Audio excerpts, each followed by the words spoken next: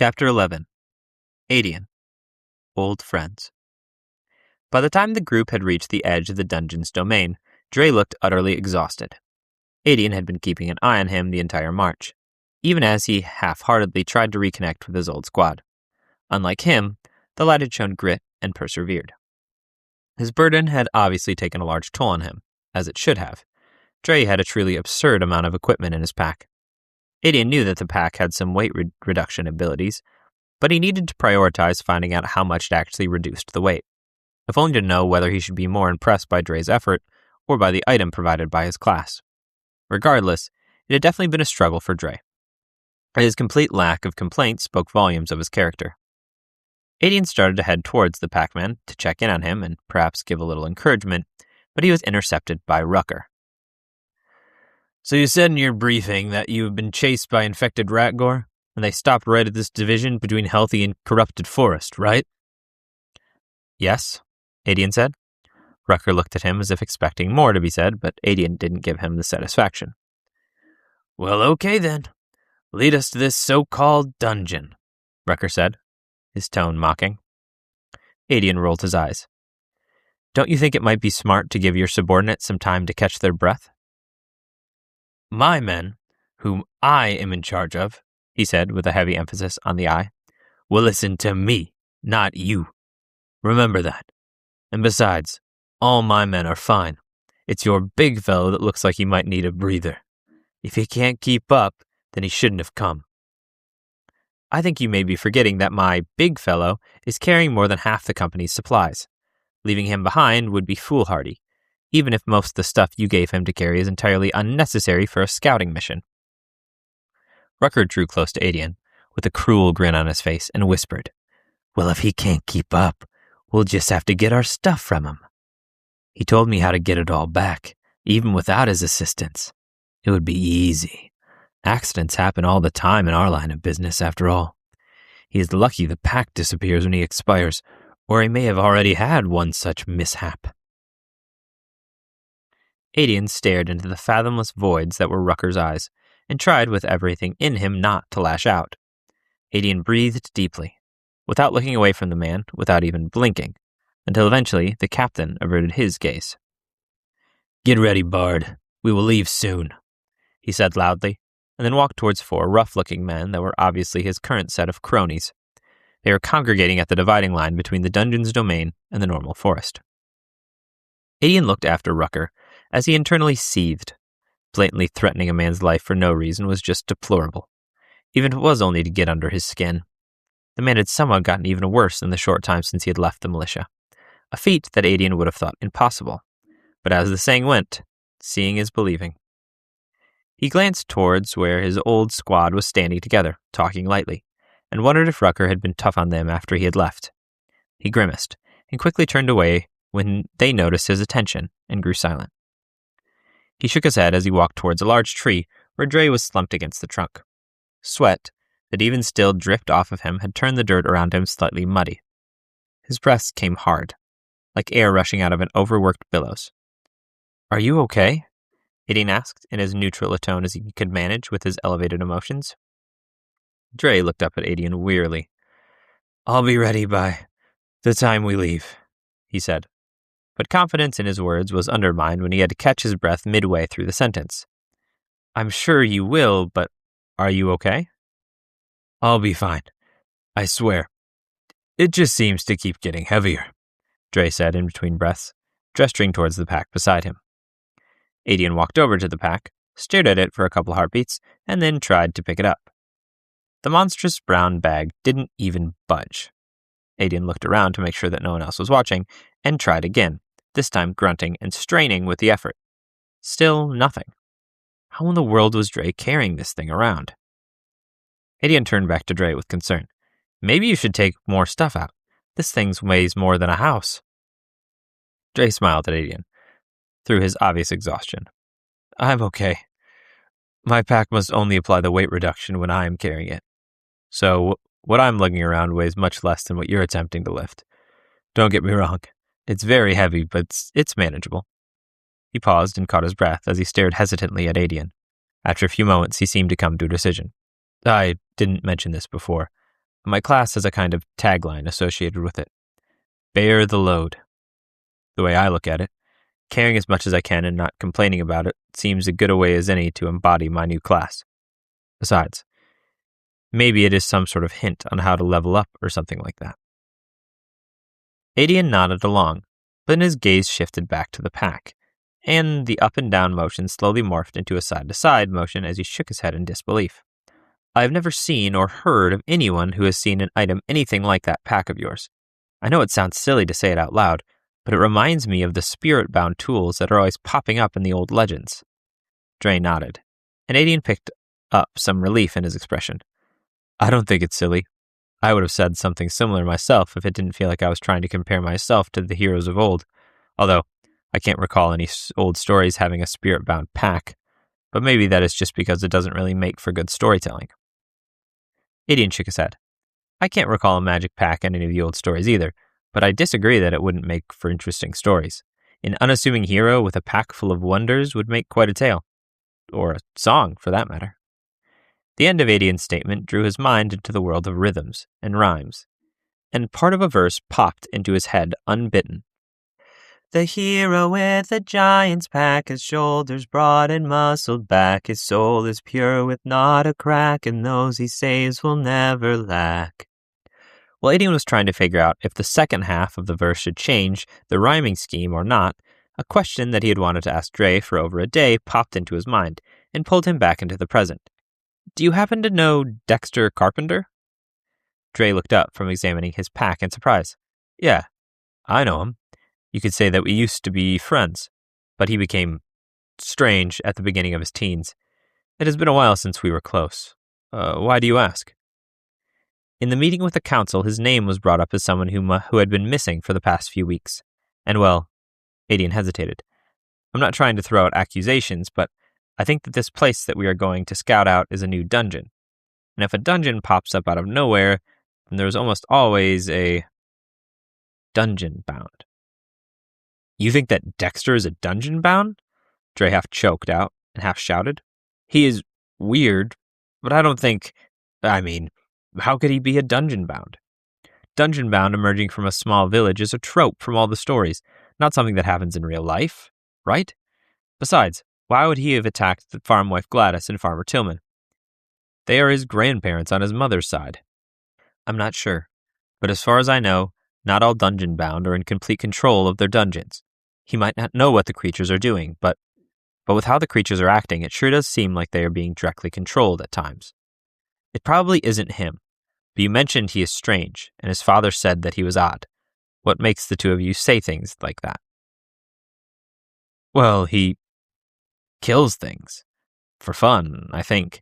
Not people or pets or livestock or anything like that, but it started when we were growing up together. It started with him tearing the wings off of any insects that he could find, just for fun. Then he started to get obsessed with hunting when he got old enough, which isn't all that odd, but one time I came upon him in the woods, and he had a squirrel held in one hand and a knife in the other. He was pushing the knife's tip slowly into the poor creature over and over again. I ran when I saw the crazed grin on his face. We haven't been close since. Dre coughed and cleared his throat before continuing. Most of the people who live in town have similar such stories. He paused again. What is even more strange is that besides the crazy stuff he does in the woods, Dexter seems normal. I actually think it makes him creepier. When I am talking with him, all that I can think is that the man in front of me, the man who is smiling and laughing, might have been torturing a deer to death that morning with the same expression on his face. Many a late night at the tavern, after a few too many drinks, the townsfolk often question if or when Dexter will turn from wild animals and towards... Dre cleared his throat. More conscious prey. While Adian was still processing all the disturbing details of what Dre had said, Rucker began barking that it was time to move. So Adian reached out a hand and helped the still exhausted-looking younger man to his feet. In mere moments, the entire company was back on the road. As Adian marched along, he tried, and failed, to get the picture of a child with a wicked grin on his face, carving up a squirming squirrel out of his head.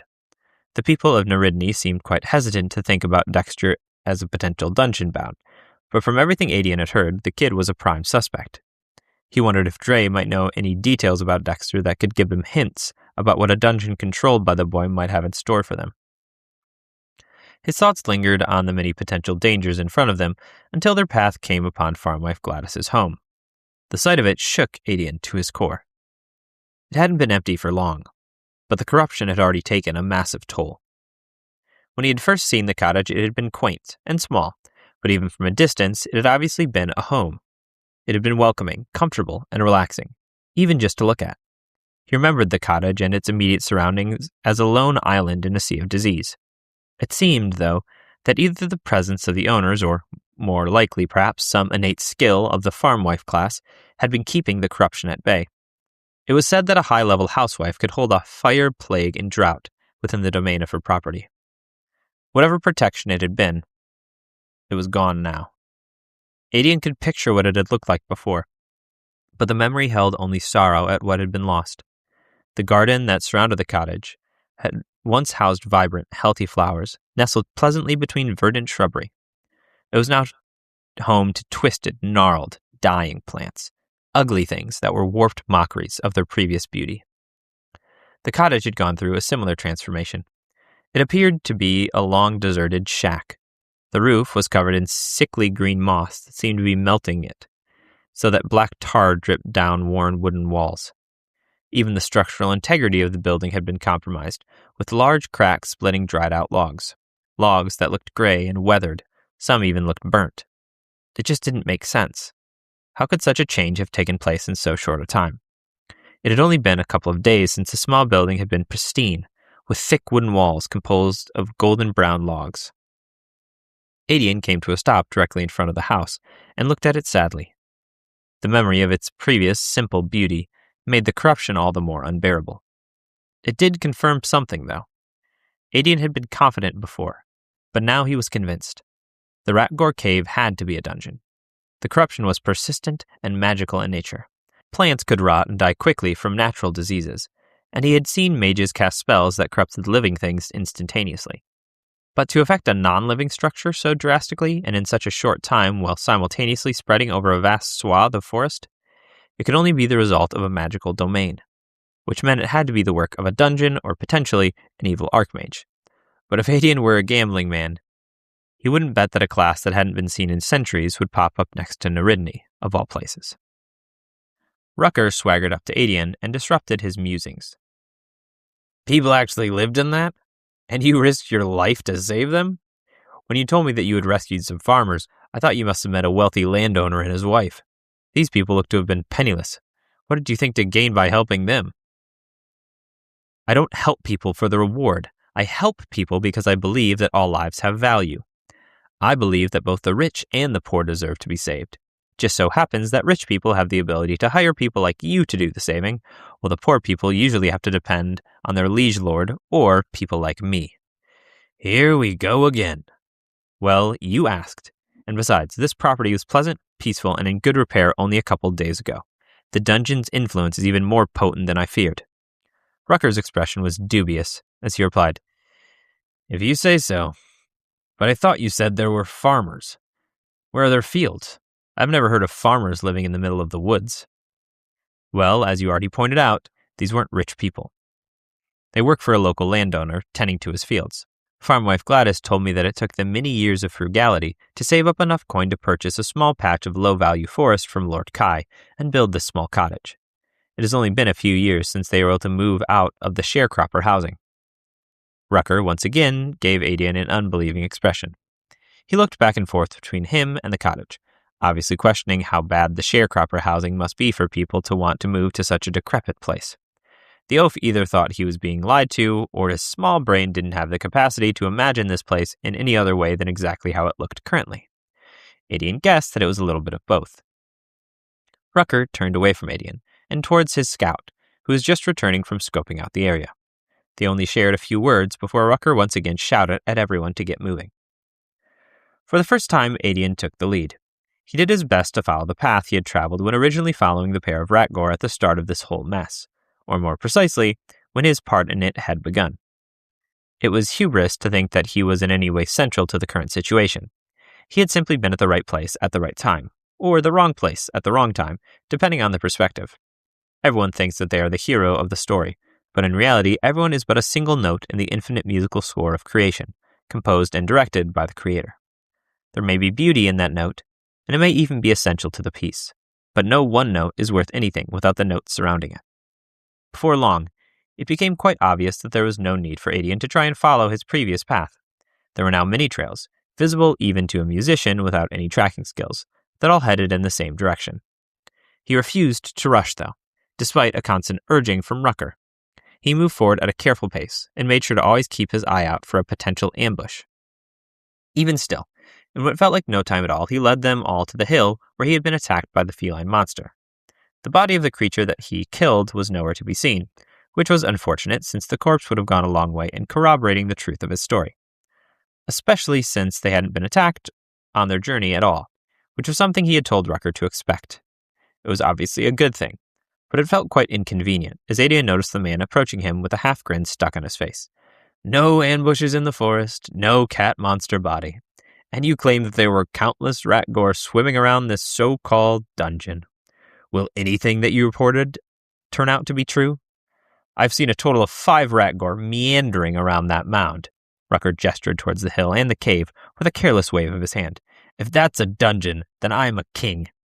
Did you even come here yourself, or is everything you told us based on the wild imaginings of some child? Adian's temper flared at the accusation, but he didn't let the emotion take control of his actions. Instead, he let out a sigh, closed his eyes, and rubbed his temples as he replied, his tone flat and tired. Why would I lie about any of this? What would I gain?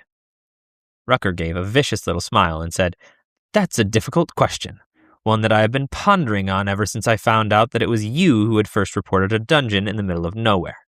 My best guess is that you told the village council it was a dungeon so that when you cleared it, you would receive a more substantial reward than what you'd get for clearing a simple rat-core nest. Your plan was ruined when they took you too seriously and sent for us. By the end of his statement, his grin had shifted into a knowing, smug expression. Adian was left speechless. For Rucker to be the one to accuse him of something so greedy and devious was the epitome of hypocrisy. The corrupt fool was known for lying about the number and types of monsters his unit cleared in an effort to increase his reward. It was a large part of the reason Adian had always clashed with Rucker. When he had finally regained the ability to speak, he could no longer keep the growing annoyance out of his tone. I don't think like that. You know that. We both know that's the type of scheme that you would come up with, not me. Rucker stopped dead in his tracks, and everyone that was within earshot hushed. Dre, who had been walking towards Adian, took multiple steps back. Rucker turned and spoke coldly. You're right. I would think up something like that. I freely admit it. I am selfish, and I do what is best for me and mine. What grates on me is that you are selfish too. But instead of owning up to it like a man, you flaunt your moral code, and you look down at everyone who doesn't meet your unattainable standards. You always claim to have an innocuous past, but I never believed it. I think that you're a fake and a liar who's convinced yourself that you are a righteous hero, so you spend your time trying to force others to believe in your self-delusions. As Adian stared into Rucker's eyes, his anger surged. But it was another emotion that rose to the forefront. Pity. He didn't think about it, but the truth was, he could have easily become just like the broken man in front of him. A couple of different choices, a couple more people in his life that didn't care about him, a couple more bad experiences, and Adian might be in Rucker's shoes right now. Honestly, if he had chosen to leave his faith when he had left his home, as many who left Jezwahe did, then the Creator only knew who Adian would have become. It scared him to think about, but he was sure that he could have turned into someone much worse than the man in front of him. Adian focused on those thoughts to calm the raging flood of righteous anger inside of him. But was it really even righteous? Or was it just prideful? Was his anger at being lied about? Or was his anger that a lowly worm was tossing insult at someone as great as himself? Why wouldn't this man think the worst of him? Most people in his life met the low standards that he expected. So why should Adian be any different? Even though it pained him to do so, Adian chose peace when everything in him wanted war. Give me the right words, he prayed silently, and then spoke aloud in a firm but calm voice. Okay, let's pretend that everything you just said is correct. It isn't, but let's say that it is. Why would I come back here with you? Why would I let you discover my treachery? Why wouldn't I just leave town? I am not required to help. I have no legal commitment to Neridany, and if I was the kind of man that you say I am, then I would have no moral commitment either. So why am I here, Rucker?" The captain did a good job of hiding it, but Adian could tell that either his words or his controlled delivery had surprised him. It was a long moment before his stony expression cracked into a smirk. "You are too prideful to allow a hit like that to your reputation. You are the great Adian, singer of songs, fighter of monsters, cultist of the Creator. You can't let yourself be seen as the dirty coward you actually are," Rucker mocked. Adian flinched at the insult, but instead of replying immediately, he looked around at the faces surrounding him. He knew many of them, and it hurt to see them looking back at him impassively, angrily, suspiciously. These people had seemed so amiable mere moments before, but now that their leader had turned against him, so had they. He couldn't find a single supportive face. Not until he heard a small movement from behind him, and he turned to see the 4 members of his old team silently standing there with heads raised and shoulders back. He stared at them for long moments, waiting for them to turn on him as well. But then, almost in unison, their serious expressions cracked as they nodded and smiled at him. They didn't say anything. They didn't need to. Their silent support spoke volumes. Even though he had abandoned them, they would not abandon him. Adian couldn't help but smile, and that smile only grew as Dre slowly but steadily made his way to stand behind him as well. Knowing that he was not alone, he turned back to Rucker, filled anew with confidence and resolve. "You can believe whatever you want to believe. I have no control over that, but I need to make sure that one thing is clear. I truly believe," he gestured to the cave entrance, "that is a dungeon, and it is being controlled by a dungeon-bound. A dungeon-bound who withdrew their forces to make the dungeon appear as if it is only a monster's nest. A simple plan, designed so that it wouldn't be perceived as a threat. Unfortunately, it seems to be working." Rucker scowled. "In desperation, you fling your hopes on fairy tales. Of course, with your faith, I guess you must be used to that." Rucker spat. Adian stiffened at the words. "A dungeon-bound hasn't been seen in an area like this for generations, and we aren't seeing one today." He then turned and addressed his men. "All right, men, the scouting portion of this mission is over. Let's clear this nest and get back to Raven by nightfall. If we hurry, a few of us might even be able to snag some companionship at the Rooster's Den, eh?" Most of the militia members whooped in excitement, with the most notable exceptions being those standing behind Adian. Rucker turned towards Adian and Dre. "I don't care if you come with us or not, music man, but your little pack rat is coming along, whether he likes it or not. I won't let the 2 of you sneak off with most of our equipment while we are fighting monsters." He shifted his attention to the group of 4 standing behind Adian. "As for you lot, you are still under my command, and you will do what I say, when I say it. Is that clear?" Without waiting for a response, he turned towards his cronies, who cheered as he approached them. Adian allowed himself a moment of frustration as he stared at Rucker's retreating back. He was pulled from his anger when he noticed the startled expression on Dre's face. The young man looked like a large puppy that had just been kicked, and didn't understand why. The mostly blank expressions on the faces of his old team members weren't quite so easy to decipher. They had backed him up, but they were probably wondering what he would do now, wondering if he would abandon them again. Their concern was misplaced, however. He would not let his team face a dungeon, not with only the likes of Rucker to lead them, and he absolutely could not let Dre go in there without him. Adian had gotten the freshly classed man into this mess, so it was his responsibility to get him out of it. Dre had grit and potential, but he was still young, and woefully inexperienced. Adian would make sure that his potential had the time to alchemize into competency. He looked skyward, said a quick prayer, and then gave what he hoped was a reassuring smile to Dre and the members of his old team. He didn't feel like smiling, but it wasn't the easy times when everything went according to plan that a person's true character was revealed. No, the depths of a man were only hauled into the light through struggle. When everything falls apart, that's when the tough choices show you who you are. What kind of man was he? What kind of man did he want to be? What kind of man had the Creator crafted him to be? Adian looked into the eyes of his 4 companions and said, "Thank you," with all the conviction he could muster. He knew that his words weren't enough. Trust couldn't be rebuilt in a day, after all. Still, He let his words sink in for a few moments before he shifted the topic to lighter matters. You all met Dre earlier, right? He received 4 affirmative nods, before he turned to Dre and barely stopped himself from laughing at the worried expression he saw. Don't worry about trying to remember them. I'll reintroduce you. Do your best to remember them this time, though. It'll be very useful to know their names. You'll be kept in back and hopefully won't see much, if any, actual combat. You shouldn't be seeing combat at all, but... Adian broke off as he turned to glare at Rucker's back.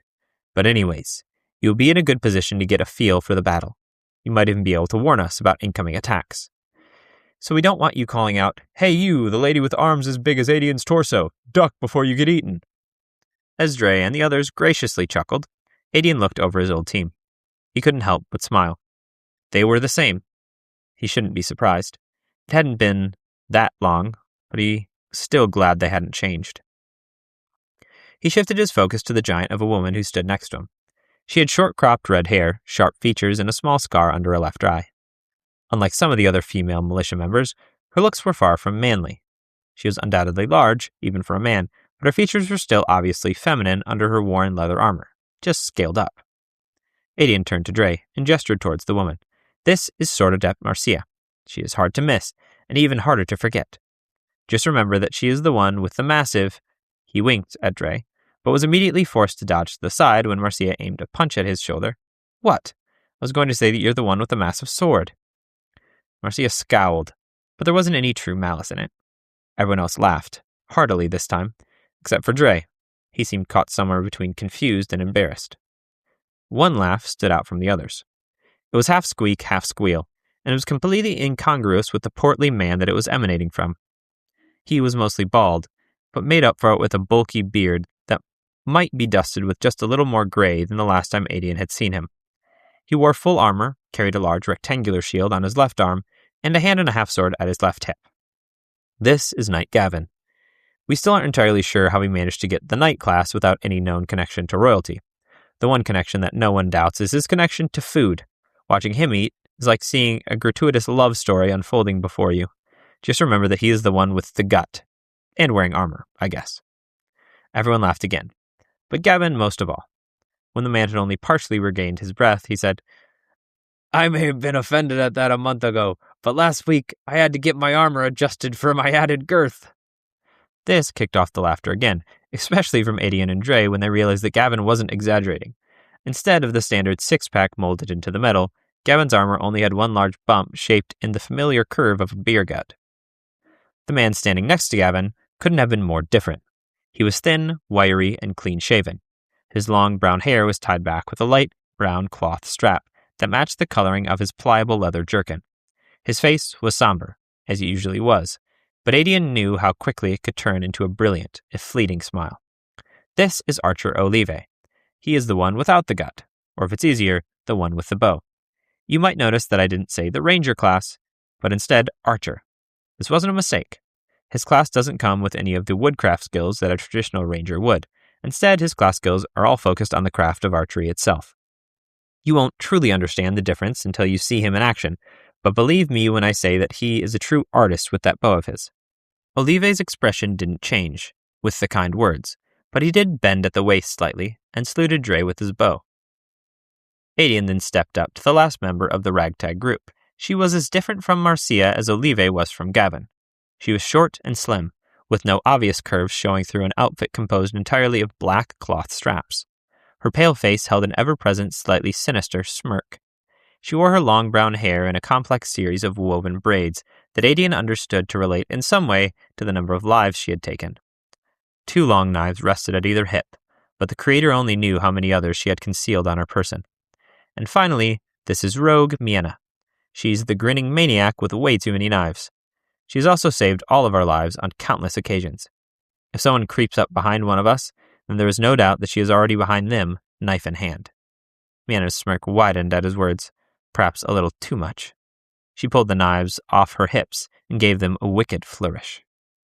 So in all, it's Marcia, Gavin, Olive, Miena, and myself. We used to be a unit.